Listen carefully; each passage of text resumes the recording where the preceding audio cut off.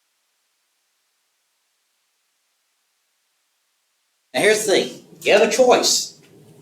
You can either just face the judge, or you can ask for a jury. Sometimes it's nice, quick, and easy, and yes, you can, you don't have, nice, quick, and easy, and your lawyer just says, we'll just go before the judge, because he knows the judge, knows the charges. That can be dismissed pretty quickly. More complicated, you can ask for a jury trial. And that's sometimes what people do with speeding tickets. So you know what, I'm asking for a jury trial.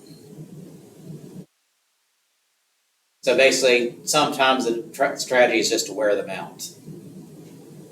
You might have heard what a plea bargain is. What is a plea bargain?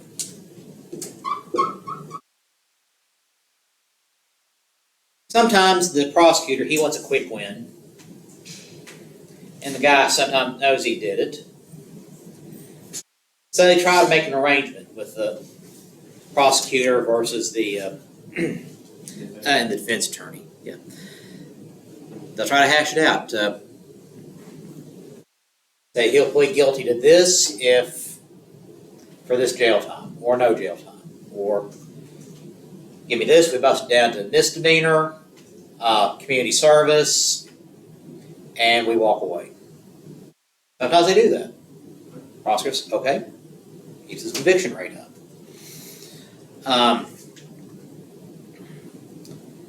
But sometimes it doesn't work out like that. I had a defense attorney friend talk about he had a client once was accused of murder.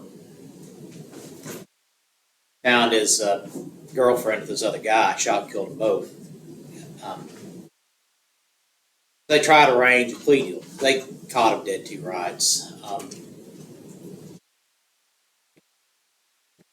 And they kept negotiating it down further and further. This could have been a death penalty offense, but prosecutor wants it done quick and easy. Defense wants it done quick and easy. The guy gets it down to 2 charges of manslaughter, 20 years. Speedy trial. Sorry. Okay. Knocks down to 20 years. I say, we knock it down to 15. The lawyer says, look, this is far the guy's going to go. He killed 2 people. You're getting 20 years. You're lucky it's that much. It's not any more than that. Sometimes it's a bad deal. Sometimes it's a good deal. Depends on your perspective. But plea bargains are a very common part of the process. Because otherwise, you have to go to trial. And they ask for a jury, they can do that. But here's the thing. And we found this out in one case in New York. If you're defending your client, you want a jury trial, especially it can be like for a civil trial or for a criminal trial, you have to fill out a form that you file for courts. It has to be filed by a certain time. And this one case, this very notorious civil trial, the guy ended up owing a couple $100 million over it. They had an option for a jury trial. The attorney didn't click the box and said, we'd like a jury trial. So no jury trial, just went before a judge. So yes, you got to make sure you're very careful with the paperwork. In the law, every word matters. Every word, every comma, every period, every semicolon. Got to be careful about all of it. That's why you hire a lawyer. They go through all this. It's very specific. And it's why sometimes these motions are 50 or 100 pages, because they're being that specific, referring to, so my client is not guilty because of this law, and this law, and this evidence, and this evidence. And a lot of cases, these early motions, lawyers will go back and forth a few rounds. Prosecution files this indictment. Defense will counter with their own motion, saying, not valid because of this, this, and this. Prosecution will counter that, and the defense will counter that. They'll go back and forth. And these pre-trial motions, again, just try and set up the charges and set up what this trial is going to look like. That takes a while sometimes, especially these high-profile cases. Yeah, speedy trial. Impartial jury of the state. And that means is, yes, you get a jury. Now, how juries are picked, this is different from state to state. In larger states, like say Texas, you have a big jury pool, they'll pick you for a specific case. They say have a pool of potential jurors, you're called in, you have to go to the courthouse on a particular day, and by law, you have to. But they compensate you for your time, they pay your parking, feed you lunch, and give you $50 for your troubles. Not bad, but it's kind of a problem. You make $200 a day or something like that. In Russia, before things got really bad again, widowed women really were the ones especially trying to make sure they were on juries because they like sitting on juries because they didn't have anything else to do. They got paid more than their pension would be for that day. They get fed lunch. It's like watching a mystery. But a jury is a very special thing. It is people get to decide guilt or innocence. Can you volunteer for a jury? I think you can volunteer to be put in the pool, but before you go on a particular jury, they're going to ask you a set of questions. So go down to the courthouse, that big pool, ask you, okay, what's your name? What do you do for a living? And then they ask, well, do you know this person? Or do you know their reputation? Do you know this person, or this person involved in the trial?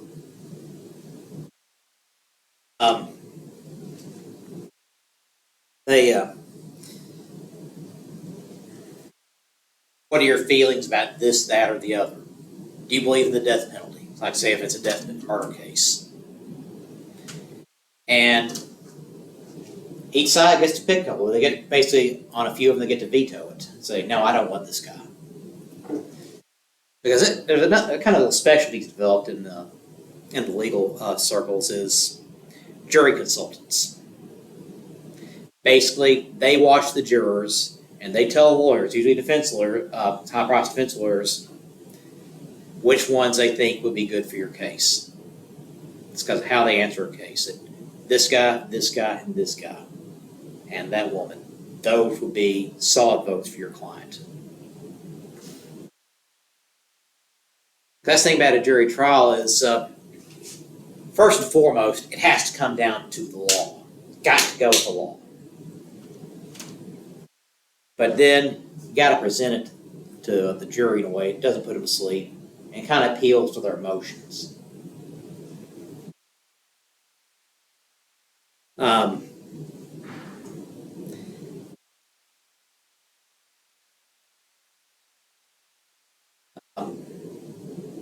There's an old joke in the law circles. When you have the evidence on your side, you pound the evidence. When you have the law on your side, you pound the law. When you don't have either law or the evidence, you pound the table. Basically try to distract people and focus it. Because juries can do something they call a jury nullification.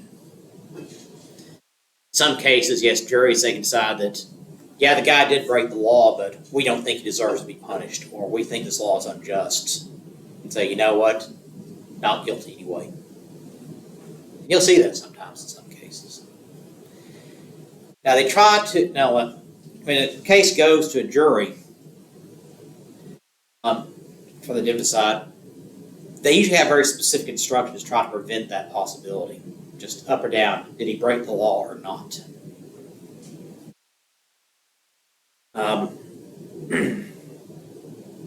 So, with the jury trial, actually, and there's a lot of pretrial motions often over the jury instructions. This goes to a jury. What are they going to say? How are they going to vote? What are they going to vote on? Those are very specific questions the jury has to answer to try to lead them to a guilty or not guilty verdict. Now, nearly every state is a 12-man jury. Some it's 10. In nearly every state, especially like Arkansas, 12-person jury has to be a unanimous verdict of guilty to convict. But in a couple of states, it's simply a majority of jurors, or 10 of the 12.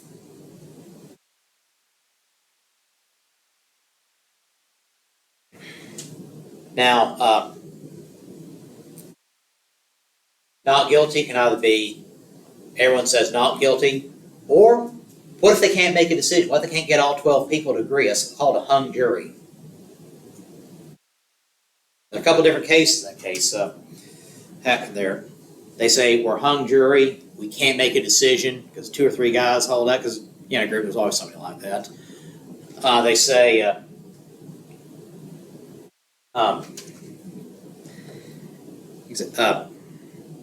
the judge will either say, sit back and you decide some more. Stay for a couple hours, say, okay, come back tomorrow, or sometimes, especially in a notorious case, they will sequester the jury. They sequester. Means they'll put them up in a hotel overnight. They can't talk to their families, they can't talk to press or anybody, and then they are hauled back to the courtroom the next day to deliberate some more. Are they not allowed to go on the internet or anything like that? In those cases, yeah. In a lot of cases, especially these multi-day trials, they will tell people, you may not read the newspaper, may not go on the internet, may not discuss this with family. Because they want an impartial jury to hear the facts. But sometimes they can't come up with a decision after a couple of days. What they'll do is they will declare a mistrial. So we can't reach a decision. And mistrials will be declared over a couple of things. Misconduct by the prosecuting attorney, basically he didn't turn over certain evidence or something, or the hung jury. This is the most common hung jury, but in which case they have a choice. Either a prosecutor can ask for a new trial, or prosecutor can drop the charges, or they can say case dismissed. Did this happen when people on the jury? Yeah, sometimes it is a lot of cases. They just decide, 1 or 2 people on the jury decide this just not enough evidence to convict or not enough to acquit. It can be a hung jury. And that's the trick with juries, is it's very democratic. It's at the trial of your peers. Can you convince your fellow man, your neighbors, are you innocent? And you get to decide that. It's a very important part of this. Make sure everyone has a voice on the jury. But yeah, any 12 people, there's always a group, there's somebody who just likes being opposite, likes saying the opposite of everybody else. Sometimes you get somebody like that on a jury, and they're just going to throw ratchet for works. Sometimes that just happens. But being on a jury, that was an important thing. That was an important part of the civil rights movement. After the Civil War, the new Constitution in our state constitution in Arkansas want to make sure that freedmen enjoyed the rights of being citizens, which included the right to serve on a jury. Women, it wasn't just the right to vote, but also the right to serve on a jury. Right to declare someone's guilt or innocence. Like I say, in Wyoming, when women first had the right to vote, they had the right to sit on a jury very early. But in some states, it's very late. Like Texas, women can serve on juries until the 1950s. The last state to allow women to serve on juries, Mississippi, 1968.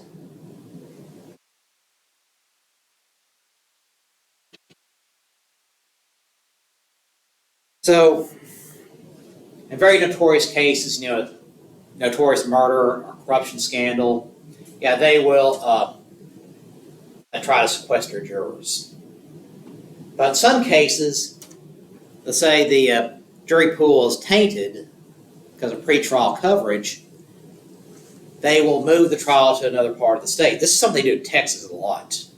It's a big scandal in Dallas. It's all over the news and all the newspapers for days, weeks at a time. Well, I guess the trial guy says, we can't have a fair jury. So what do? they'll move the trial to Amarillo or Houston or San Antonio. Like in a different dates? No. Good question though, but no, they can't do that.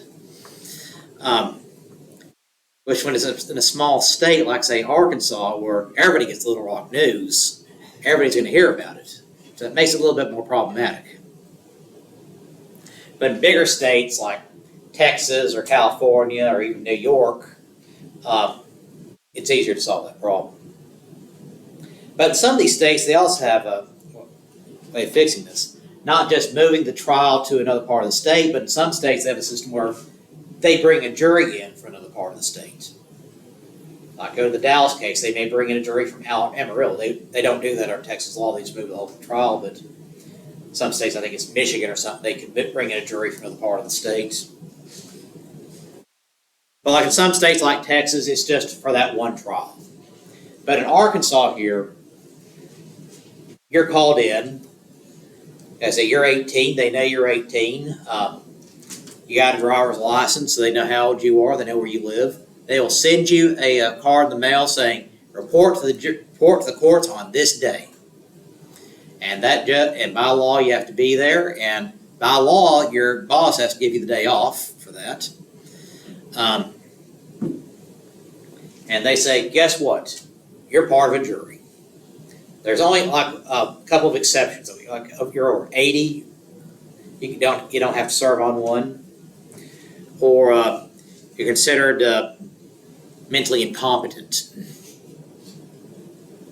Just saying you are isn't enough. They need to have proof. So they're part of that jury. They call part of that jury in for a particular trial. He's part of that pool. They decide, okay, can you be part of this jury or not? They sort you out, have your 12 jurors, a couple of alternates. They go from there. Now, in most cases, this interesting thing about criminal, especially civil law, is most cases, a lot of these don't go to trial. They'll plead bargain at the last minute, or especially with, say, a civil case, they will have they'll come to a settlement at the last minute, right before everything starts. So they'd be called in that day. They wait in this room for a little while. Lawyers are talking, they hash it out and say, okay, you can go home. They made a decision. Like 90% of divorce cases, there's not a jury trial. Because they usually come up with a settlement right at the last minute.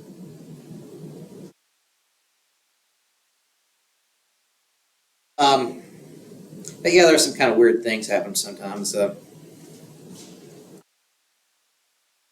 I once was a murder witness, so I had to go to trial for that.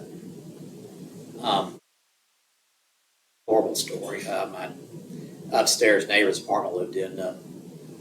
A jealous ex-boyfriend busted her apartment, shot and killed her right in front of her 10-year-old daughter. I still remember the screams. So, because I was there, police were all over everywhere.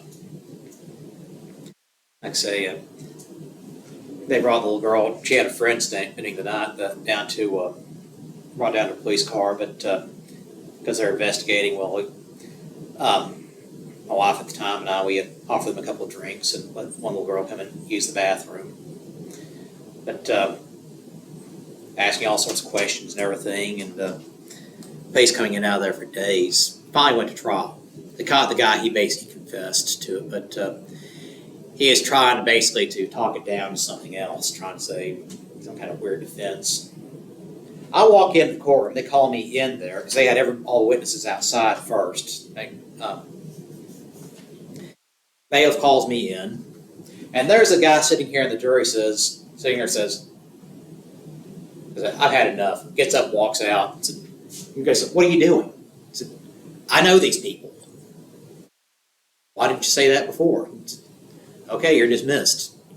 Real kind of amateurish thing. A guy got up and walked out, but said, "I know these people. I never met that man before in my life." Just one of those weird little things in an Arkansas trial. He decided, you know what, I don't want to be here. Got up and walked out. And why the judge didn't throw the book at him, decided for contempt or something, I don't know. But Were you on the jury? No, I was a witness. He got convicted. He spent his life in prison. But there's a thing about that trial. A technicality. He confessed to it. Everybody knew it was him.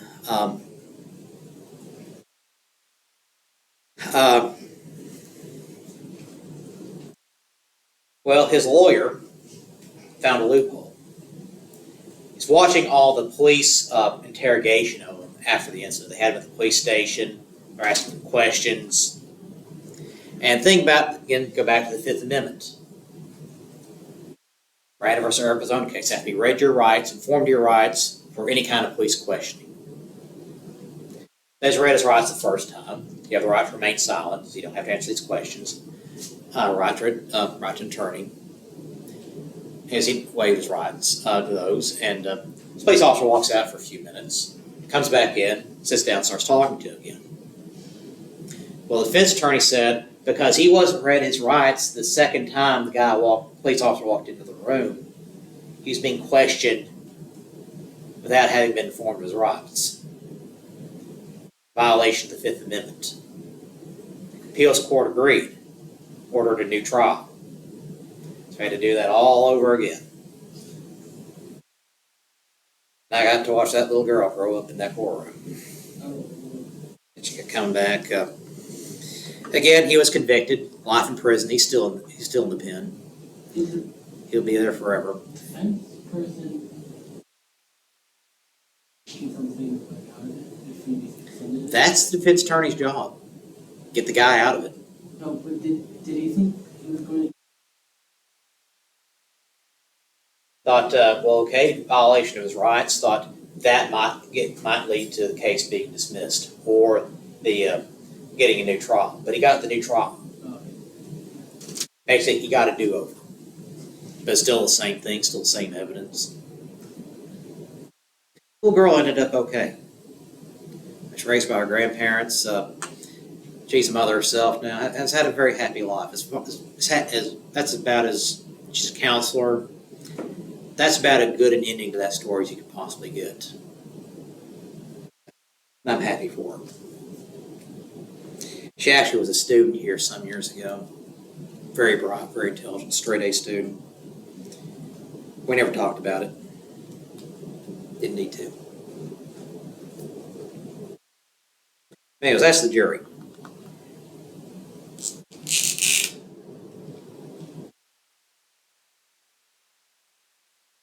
Jury. Be informed of the cause, informed of the charge.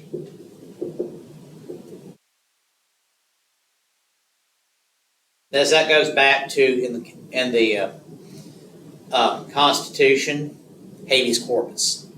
If they're going to hold you, they have to charge you. You have to be charged with a crime. That arraignment has to take place, depending on the jurisdiction, between 48 to 72 hours.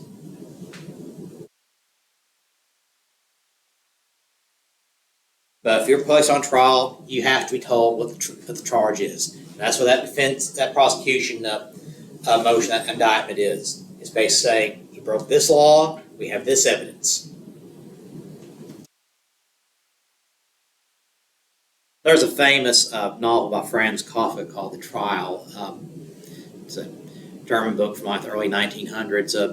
The whole story takes place in kind of dystopian, twisted country where this man is charged with something and he has no idea what the charge is. The whole book is him trying to figure out what the charge is and how he's going to defend himself. It's like that all the way up to the end where he's executed and never had any idea what he's charged with. Really good book. Yeah, I know I may have spoiled the ending for you, but it's a really good book. Like I say, courtrooms, there can be some very dramatic moments. You have to be informed of the charge. You got to know what's the state charging with, because you have the right to defend yourself. And the thing about our system, especially under the Sixth Amendment, is all power is given to the prosecutor regarding witnesses and evidence. Those powers are given to the defense. So, right to be confronted with witnesses against him. This guy's making a charge against you, get him up on the stand, tells his story, guess what? You get to cross-examine him. You think I really did that? So you say I was here, but the evidence says I was over here. Couldn't have done it.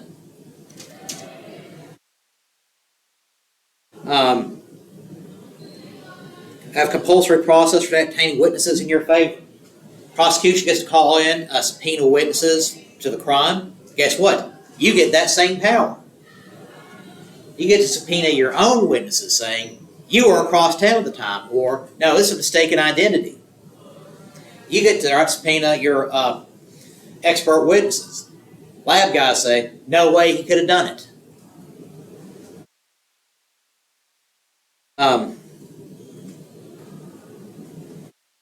You have the right to call in character witnesses. Absolutely not possible he could have done this.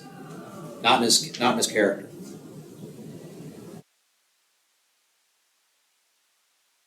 And you have the right to an attorney. Now, initially, this meant if you can afford an attorney, you could hire one and bring one to you. But if you couldn't, you're out of luck. So for a lot of years, a lot of people who were accused of crimes, all they couldn't afford a lawyer, they had to basically plead their case for a judge, basically defend themselves. And they didn't know how to defend themselves. They didn't know how to answer for it. So a lot of them took plea bargains. A lot of them were desperate to try to explain themselves to a judge. They didn't understand the process.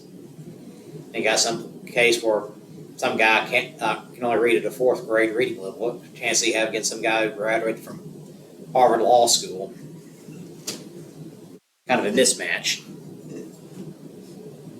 But then the Supreme Court in 1963, famous case called Gideon versus Wainwright.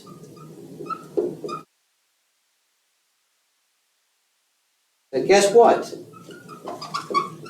The state has to provide an attorney for you.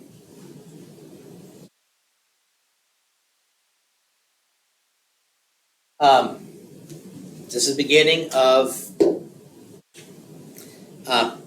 public defenders. Basically, state of Mississippi charged a man Gideon with burglary. He wrote a letter to the Supreme Court saying he didn't do it, but he couldn't afford an attorney. The Supreme Court read his petition, had a hearing on it, decided this case. He had the right to an attorney, and the state of Mississippi needed to provide one for him. So they ordered a new trial. New trial, Gideon is acquitted, not guilty. This time they could prove it because he had an attorney who could go through the hoops for him. And after that, there were thousands of cases across the country. They had to give them new trials because they didn't have an attorney. And a lot of men who had been found guilty were released because this time they had attorneys to defend them.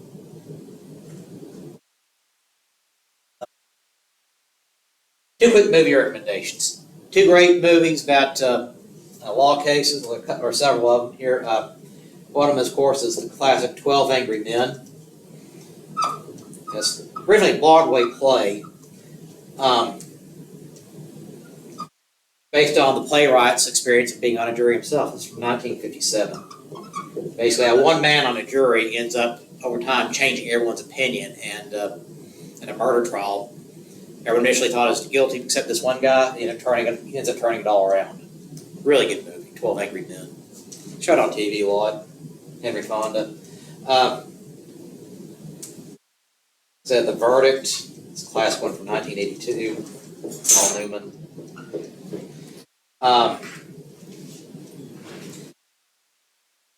This is kind of more of a statement on state of the law at the time, but And Justice for All, 1979, Al Pacino. The last 10 minutes are the best part of this movie. I guarantee it. Courtroom scene you will never forget. Okay, so that's the Sixth Amendment. We'll go ahead and stop for now. Thank you for coming. Have a great day.